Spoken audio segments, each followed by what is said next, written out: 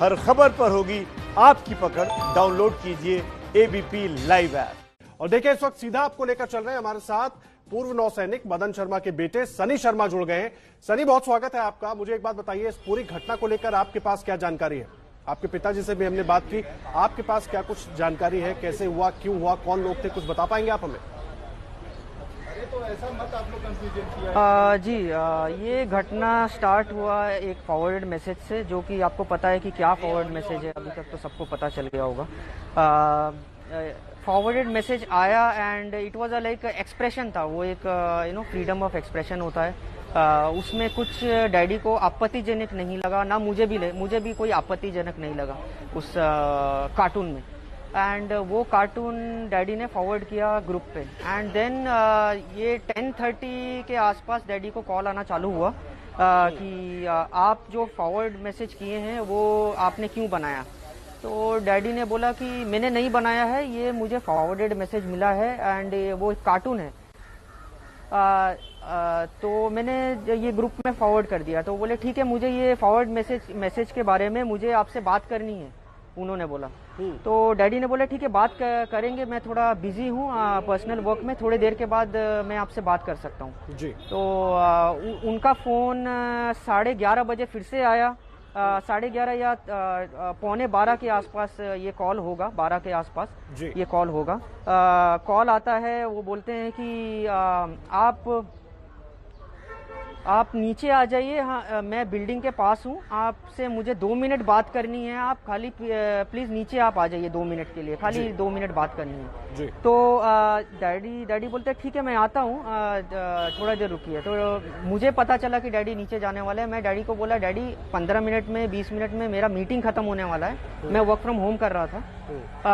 मैं बोला कि मेरा मीटिंग 15 मिनट में खत्म होने वाला है, उनको बोलिए 15 मिनट रुकने के लिए, मैं आपके साथ नीचे आता हूँ।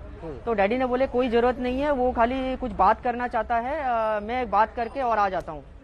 तो डैडी नीचे चले गए और आपको पता है नीचे जाने के बाद क्या हुआ। एंड उनको गेट के बाहर मारा गया, वो अंदर आए, अंदर से भी घसीट के मारा गया उनको। एंड ये सब मुझे सीसीटीवी फुटेज मिलने के बाद हमें ये पता चला, मुझे ये पता चला। तो इसके पहले मुझे भी नहीं पता था कि किस तरीके से डैडी हमें नहीं बताए थे कि किस तरीके से उन्हें ये चीज हुआ। वो खाली आके ऊपर, जब भी डैडी बात करने के बाद ऊपर आए जी, तो उन्होंने ये बोला, हमने देखा कि उनके सर पे कुछ चोट है, या मतलब काफी जगह इधर चोट आया था और खून आया था, इधर ब्लड आ गया था और आंख बहुत लाल हो गया था, इधर सूजन आ गया था सर के पास। तो हमने पूछा कि डैडी ये क्या हो गया है जी। तो डैडी ने बोले अरे वो कोई तो ऐसा हाथ छोड़ दिया। बस वो काफी कैजुअली मुझे बोले कि हाथ छोड़ दिया, क्योंकि अभी मुझे रियलाइज हो रहा है कि जैसे कोई बुजुर्ग के ऊपर अगर कोई हाथ छोड़ता है, वो जल्दी किसी से ये नहीं बताते हैं कि मेरे ऊपर कोई हाथ छोड़ दिया और किस तरीके से मुझे मारा है। आप ये समझ सकते हैं, कोई बुजुर्ग को अगर ये चीज हुआ तो वो 1 दिन के बाद ही वो चीज बोलेगा, या 2 दिन के बाद, जब वो मेंटली स्टेबल हो जाएंगे देन बोलेंगे। तो ये हमें डैडी ने हमें खाली इतना बोला कि खाली हाथ मेरे ऊपर छोड़ दिया। क्या हुआ है डिटेल में हमें नहीं बताया डैडी ने, जो कि मुझे रीजन पता है कि काफी वो स्थिति में नहीं होंगे वो टाइम पे बताने के। हाँ सनी, मुझे एक बात बताइए, आप इस वक्त लाइव पर हैं एबीपी न्यूज पर, पूरा देश आपको देख रहा है, डर लग रहा है आपको कि शिवसैनिक भी आपको देख रहे होंगे इस वक्त जो कुछ आप बता रहे हैं? जी जरूर देख रहे होंगे। वो एक कार्टून का जो फॉरवर्डेड मैसेज है उसके ऊपर वो लोग इतना रिएक्ट कर सकते हैं।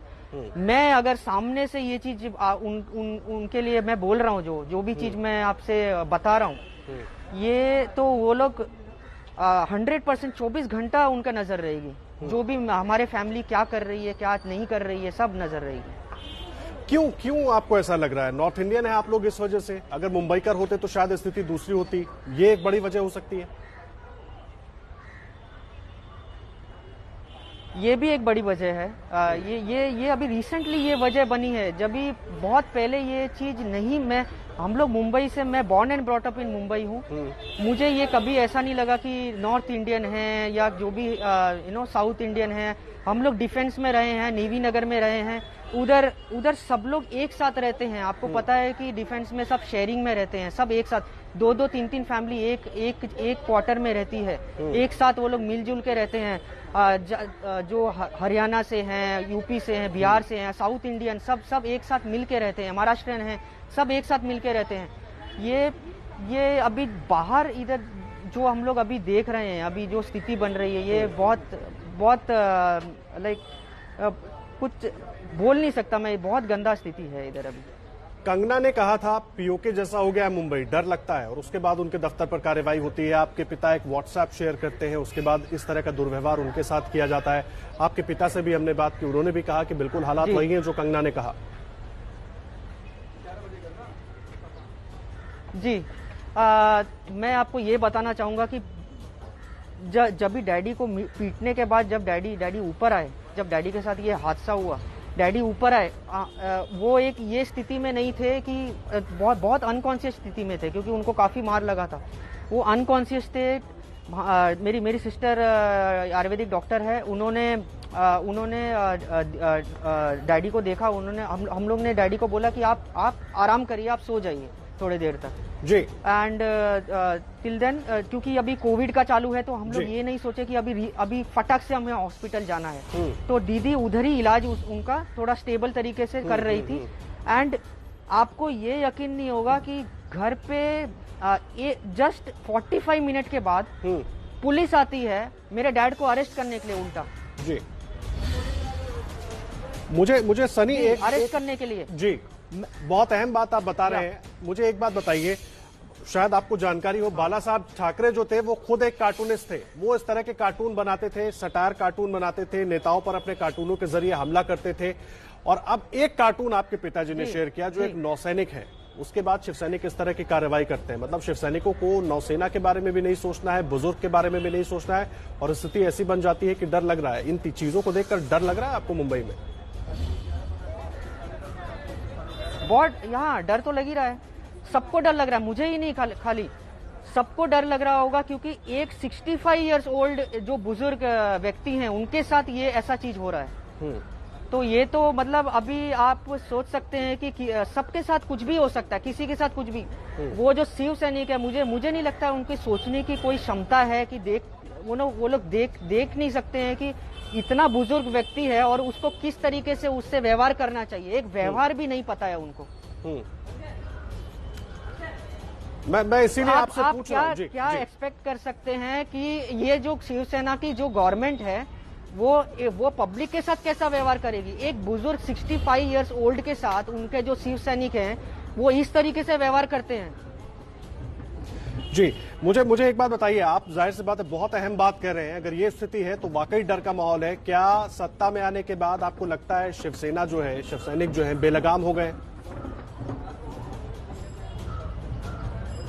हाँ, सत्ता का दुरुपयोग कर रहे हैं। उनके पास जो पावर है उनका दुरुपयोग हो रहा है, ये बहुत दुरुपयोग हो रहा है।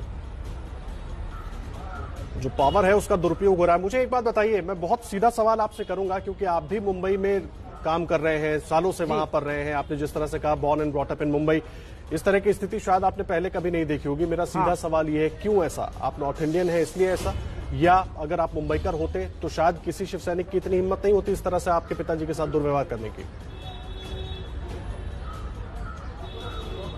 जी, मैं ये बोलना चाहूंगा कि मैं born and brought up in Mumbai हूँ। तो मैं खुद एक मुंबईकर हूँ, क्योंकि मैं born and brought up Mumbai हूँ। इसका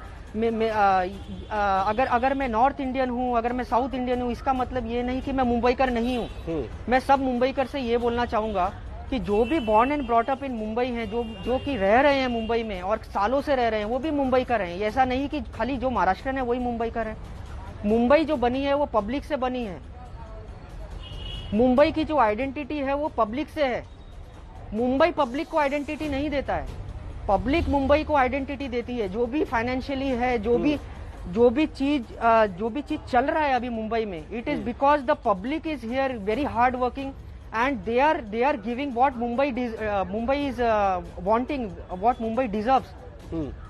लेकिन I don't think that Mumbai is doing back decent, जो भी उसको बैक जो पब्लिक को देना चाहिए वो मुंबई नहीं दे रही है एट प्रेजेंट। आपको लग रहा है शिवसेना नेता आपकी इन बातों को सुनने के बाद कुछ सोचेंगे इस विषय में, कुछ करेंगे? क्योंकि बार बार इस तरह की चीजें होती हैं। मैं इसलिए आपसे ये पूछ रहा हूं क्योंकि लगातार मुंबई महाराष्ट्र की राजनीति को आप भी देख रहे हैं सनी। हाँ, मैं उनके बारे में तो अभी कुछ एक्सपेक्ट ही नहीं कर सकता हूँ। जी बिल्कुल ठीक कह रहे हैं आप। मैं आऊंगा आपके पास सनी और इस सवाल का पूरा जवाब भी आपसे लूंगा, और आपके पिताजी से भी हमने बात की थी, वो कैसे हैं उस पर भी आपसे बातचीत करेंगे। आप रहे हमारे साथ, एक छोटे सा ब्रेक के लिए रुक रहे हैं, तुरंत लौट कर आते हैं। चर्चा हमारी ये जारी है। सनी हमारे साथ मौजूद है, मदन शर्मा जी के बेटे, जिनके साथ कल शिव सैनिकों ने दुर्व्यवहार किया, और पूरा अपडेट ले रहे हैं उनसे, क्या कुछ कैसे हुआ था, सब कुछ वो बता रहे हैं। सनी, लगातार हम बातचीत कर रहे हैं, मेरा एक बड़ा सीधा सा सवाल है, आपको क्या लगता है अब जिस तरह से पूरी बात सामने आ गई, कौन दोषी है कौन नहीं है, क्या शिवसेना शिव सैनिक आपको लगता है कि आपके पिताजी से इस दुर्व्यवहार के लिए माफी मांगेंगे?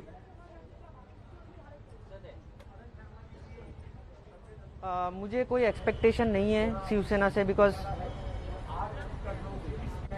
जी मुझे कोई एक्सपेक्टेशन नहीं है शिवसेना से, मुझे कोई एक्सपेक्टेशन नहीं है शिवसेना से, बिकॉज जिस तरीके से ये व्यवहार हो रहा है पब्लिक के साथ, जो भी चीज हुआ है ये अनएक्सपेक्टेड था, और उनके साथ और मैं कुछ एक्सपेक्ट कर ही नहीं सकता। लाइक कुछ जो चीज किसी के साथ एक्सपेक्ट करने का जो आदमी को रहता है कि ये आदमी ये चीज कर सकता है, तो उसके साथ ही ये एक्सपेक्ट कर सकते हैं। मुझे नहीं लगता है कि मेरे को उनके साथ कोई एक्सपेक्टेशन है।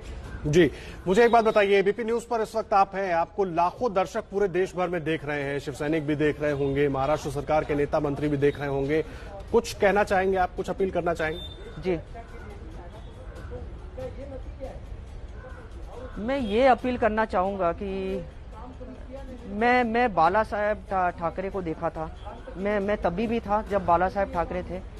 मैं उनका इज्जत करता हूं, और वो एक अलग किस्म के व्यक्ति थे और बहुत अच्छे व्यक्ति थे। वो कार्टूनिस्ट थे, वो खुद भी एक कार्टूनिस्ट थे, वो खुद भी कार्टून बनाते थे, और जो भी उनको जो व्यू था, जो उनको व्यक्त करना था, वो कार्टून के थ्रू व्यक्त करते थे। वो आपको भी पता होगा जी। एंड अभी जा करके अगर एक कार्टून बनता है और एक आदमी शेयर करता है तो उसके साथ ये चीज होता है, तो ये जो शिव सैनिक अभी आप देख रहे हैं ये टोटली चेंज शिव सैनिक का है, और जो पहले थे शिव सैनिक वो बिल्कुल अलग थे। और हमें लाइक मुझे मेरा एक व्यक्तिगत ये अनुभव है, वो हिंदी वर्ड नहीं आ रहा मेरे। हाँ, व्यक्तिगत नहीं, अनुभव नहीं, व्यक्तिगत एक स्टेटमेंट देना चाहूंगा मैं कि ये जो भी चीज हो रहा है मुंबई में, कि कोई एक वॉइस उठाता है और उसका घर तोड़ दिया जाता है, ये एक बैंक मैनेजर को सामने पुलिस के सामने मारा जाता है, एंड सबके सामने मारा जाता है, और फिर उसके बाद एक बुजुर्ग को भी आदमी एक देख करके वो खाली बात करना, उसको एक व्यवहार भी नहीं समझ में आता है कि उसके साथ व्यवहार कैसा करना है। एक 65 इयर्स ओल्ड उसको भी एक ब्रूटली मारा जाता है।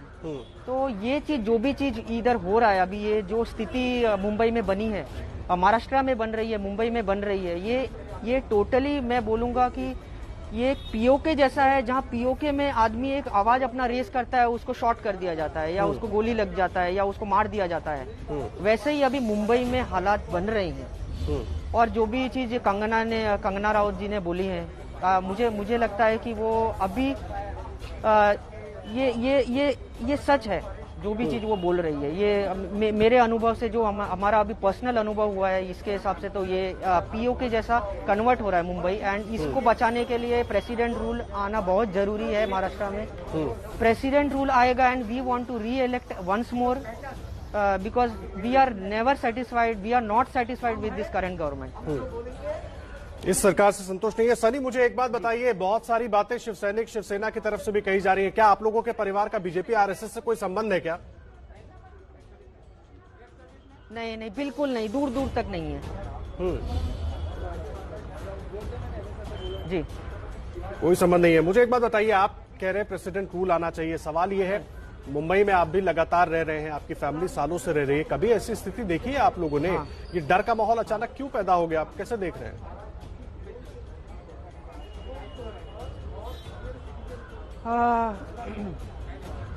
सॉरी, आप वापस जी। रिपीट करें।